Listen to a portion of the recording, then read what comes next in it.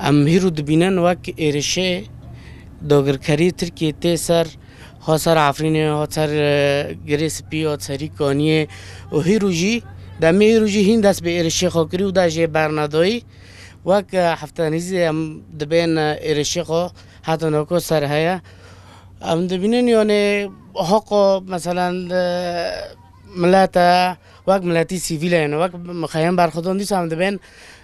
شعاری ما هیا ایر خسنه ام دبین برخودان جیانه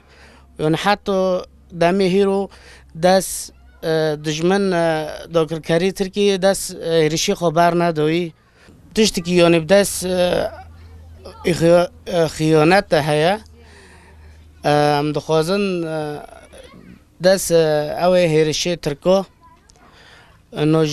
بو هیرشی هیرو سر گلیرو مایده که ام وی تشتی یعنی شرمازار دکن نعلا دکن یعنی هیرو هم دبینن دجمنه که آقا هیرش لسر کرده هات کرن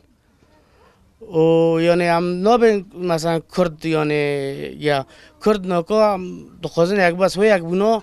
هنه که هنه پرچه دکن نخوازن و یک بنا واره تمام کرن دیس هم دبین هنه انا کسی جونسن دوره انا کسی و خیانته هم دبین یعنی دبین گرک و تشتا واره سکناندن انو هنه مثلا دولت تدخل کن انو هر تشتک انو سر وی هیرشه بس کنن یعنی بس هیرو حتی دمی هیرو یعنی تم داگر کرد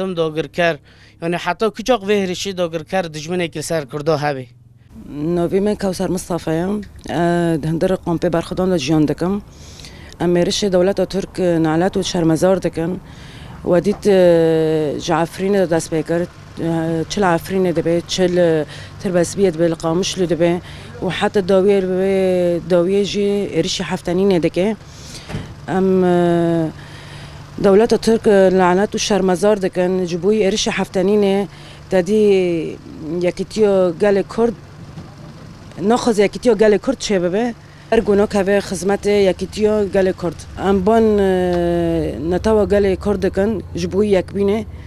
و جبوی سرکفتنه و جبوی ام لهمبر و ارشنا ام بسکنن ام ببنیاک